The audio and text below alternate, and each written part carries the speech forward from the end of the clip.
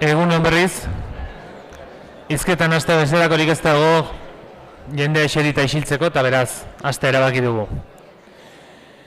Orain solasaldiari ekingo diogu, lehen bakoitzak bere begiradaren lehen puntuak edo eman dizkigu eta 3 zatita manatuko dugu orain solasaldia. Lehen zatian, euren begirada hori garatzeko aukera emango diogu, nik egingo dizkieten galderaen bitartez, lehen egindako orden berberean.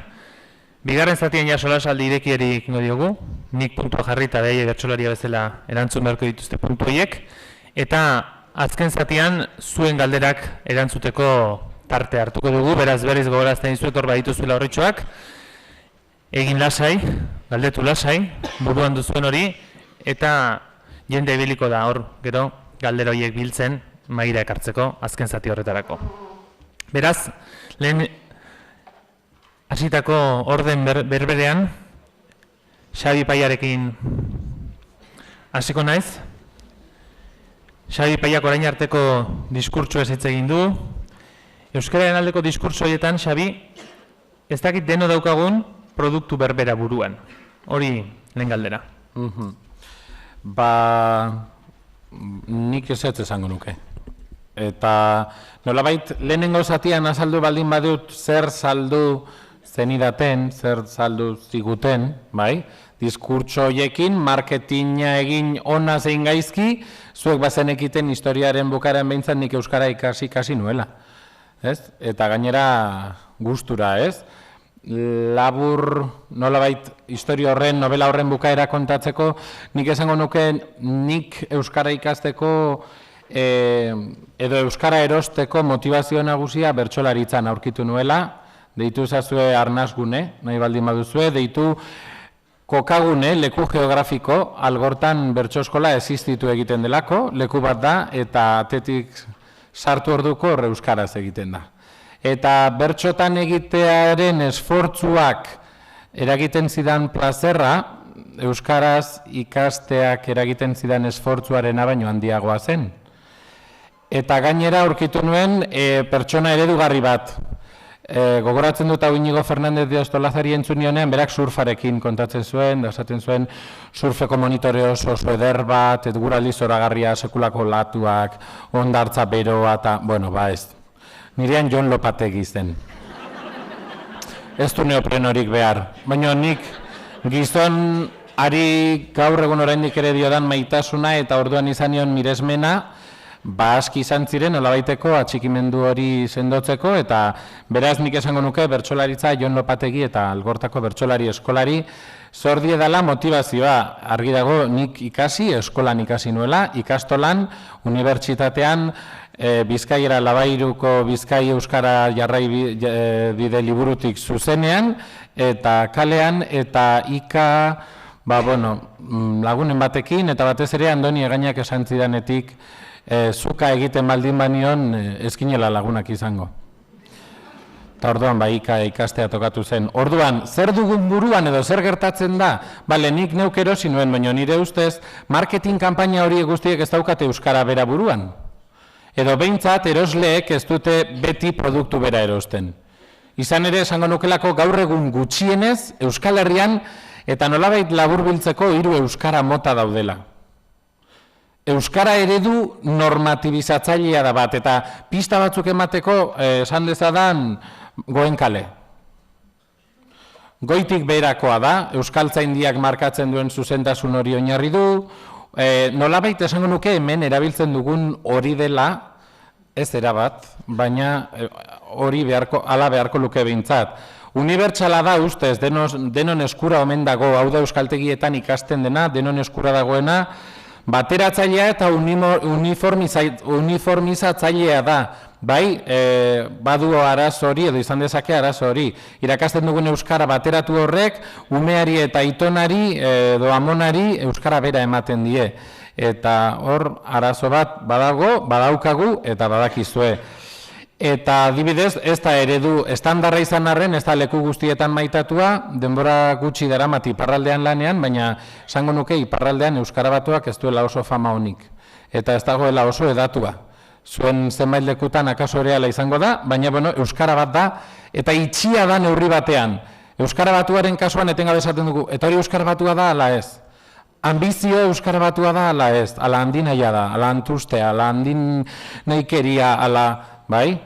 Beste Euskara mota bat, buruan euki duguna, nire ustez da, nik deitzen dudana, eredu normalizatzaile kualitatiboa, da euskalkiak, edo Euskara dialektala.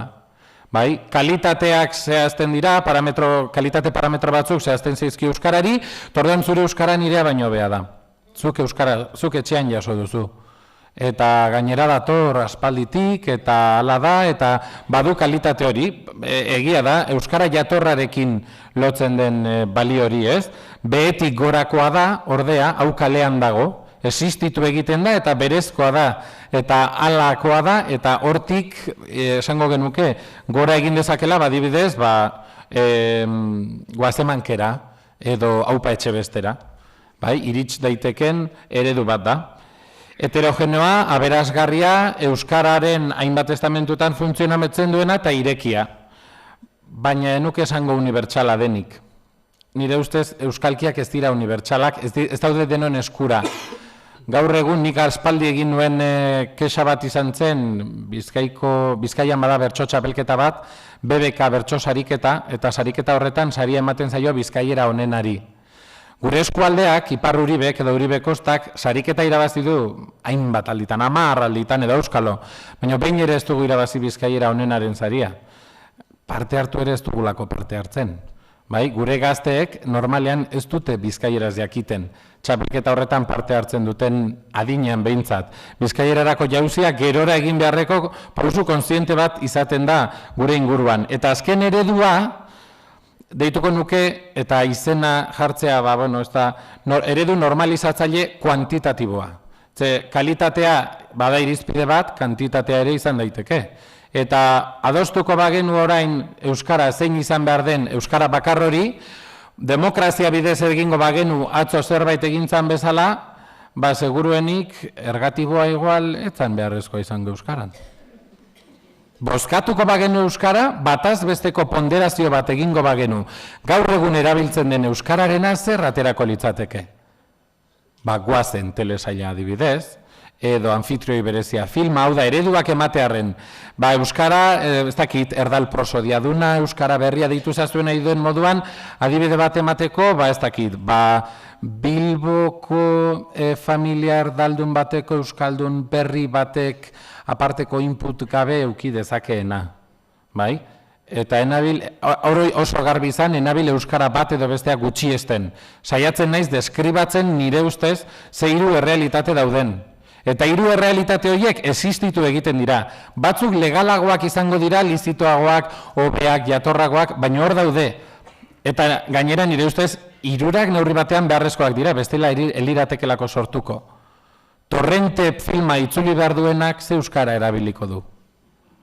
Nos hacemos unas pajillas, esateko.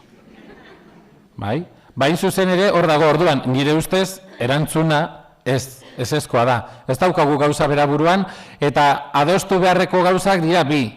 Zeinen Euskara salduko dugu, zein izango da Euskara eredua, edota hirurak salduko ditugu, hirurak izango dira parte. Euskaldun batek beraz, Euskaldun izateko edo hiztun komunitateko kide izateko kontsideratu dezakegu hirurak ezagutu behar dituela. Baina horra nola iristen da. Euskalkiak non irakatsiko ditugu orduan. Eta hain definitua ez den eredu hori, nik neuk egiten dizuet galdera, nik ez baitakit erantzuna. Dakidan bakarra da, errealitatea hori dela. Eta pertsona batek Bilbon Euskara ikasten duenean, edo nik Algortan ikasi nuenean 14 urterekin, iparraldera joan nintzen topaketa batzuetara, eta ataundarrak esaten dut, ataundarrak zirelako kasu hortan, Baina ataundarren espezie berekoa oten nintzen zalantzan, izan nuen. Eraz ez.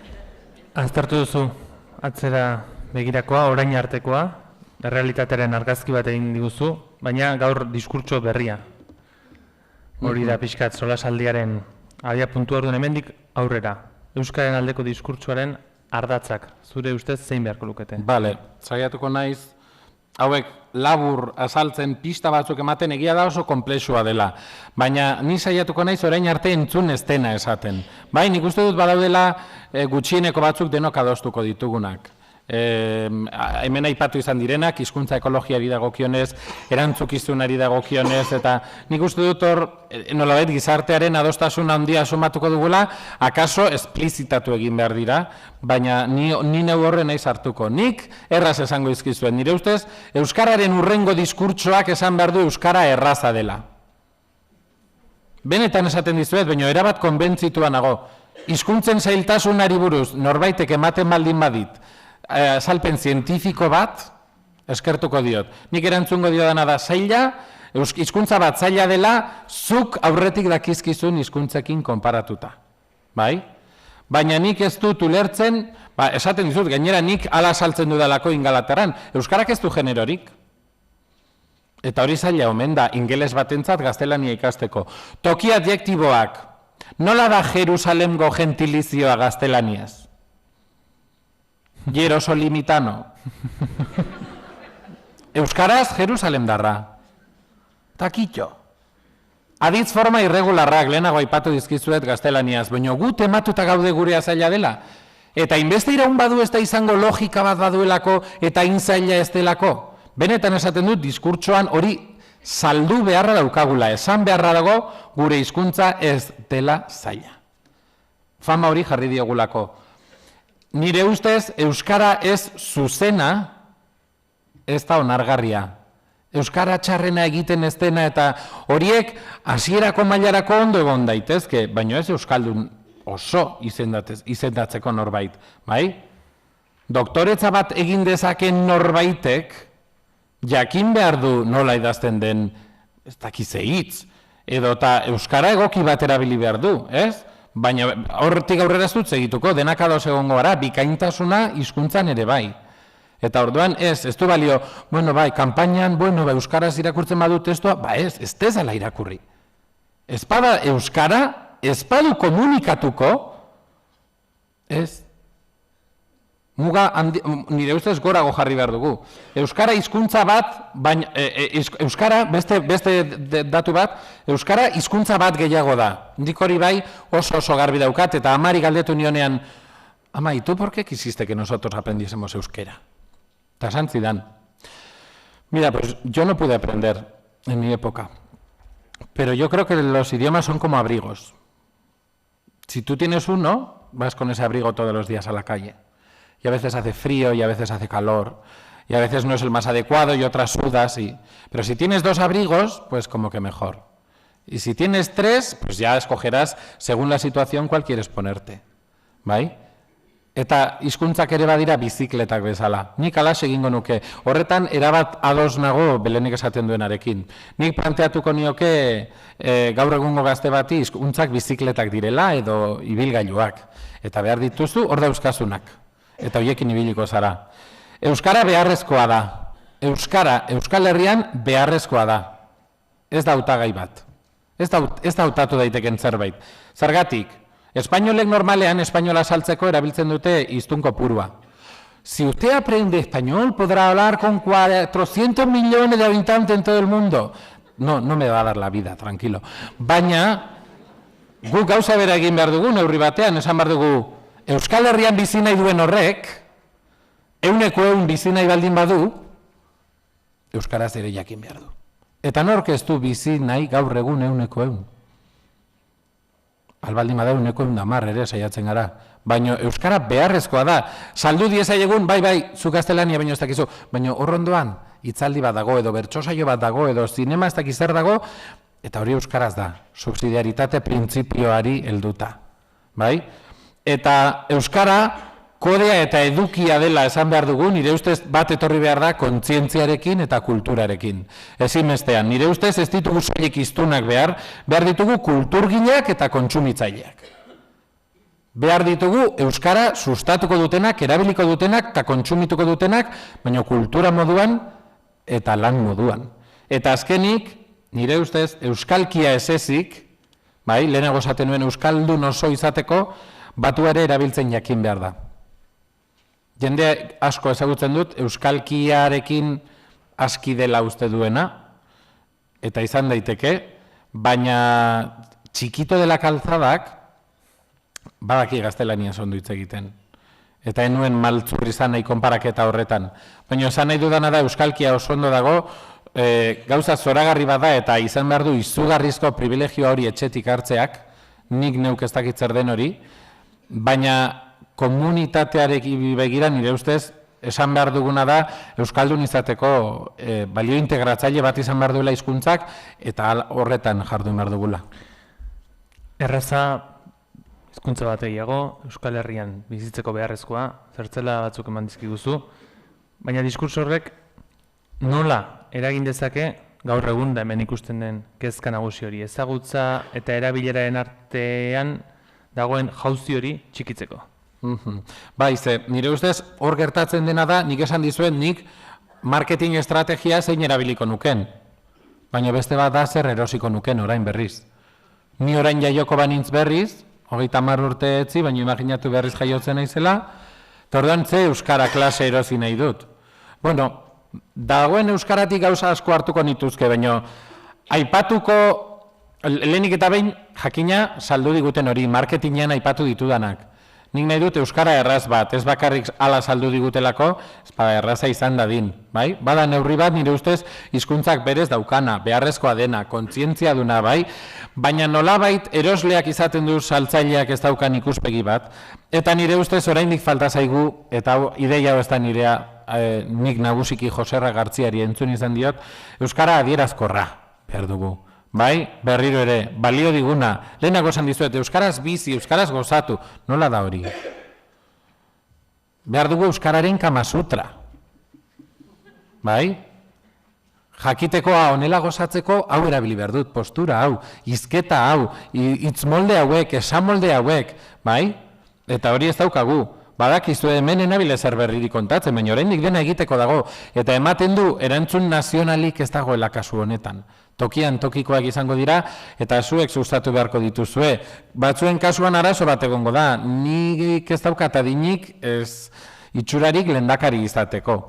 Eta zuek, agian ez daukazue ez adinik ez itxurarik zuen ikasleen euskara gaztea, modernoa, berria sustatzeko. Bilatu beharko duzue. Garbi esaten dizuet, gauzak diren moduan. Nien naiz gai Guasamankeko gidoilari izateko, baina eskatzen badidate gidoi bat egiteko, lortu beharko dut modua, horretarako kapaz dena ekartzeko, eta orduan herriarekiko lotura zuen kasuan beharrezkoa izango da. Hizkuntza ekologiatik beraz, hortik tiraka nire ustez behar duguna ere da euskara jasangarria. Ez hizkuntzaren jasangarritasuna, ez bada euskara jasangarria. Bai? Epe luzera iraungo duena, nolabaiteko sinpletasuna, erraztasuna, Xabier Ramurizak bigarren liburu argitaratu du Euskara Batuaren birjaiotza proposatuz. Nire ustez, horrelako eztabaidak planteatzen baldin baditugu, bada, nik ez dakit zenbat arrazoi izango duen eta egiala gezurra den, baina argi dagoena da arazo bat dagoela. Eta euskarak jasangarria izan behar du. Erabilera plazerduna, eta hau ez da nire ideia Fermin Etxegoienena baizik. Eta esaten dizuet horrela, haien gana jo dezazuen euskararen estetika aipatzen du berak. Euskarak izan behar du plazer bat hitz egiteko, ez behar bat nik gustura jardun behar dut euskaraz, eta balio behar didanerako, baina, eta azken ideia, irudioneko hizkuntza bat izan behar du. Eta hau berriro ere, honekin itzultzen naiz marketingera erabat. Baina hau asko esaten nuen nik iaz Birminghamen euskara irakasten nuen, eta euskarari nik publizitatea egin banion, Atletikek Manchesterren jokatzea are handiago egin zion. Ze Manchesterrek euskaraz jarri zituen bere kartel guztiak. Eta hori da irudi ona ematea hizkuntza bati. Eta bai hiztunak eta ulertuko didazue, bakoitzak jakingo du tokian zein den hizkuntzak izan behar duen irudia. Baina izan behar du erakargarria. Eta hori horrela baldin bada, nik uste dut horrela bai ezagutza eta erabilera ez direla hainbeste urrunduko.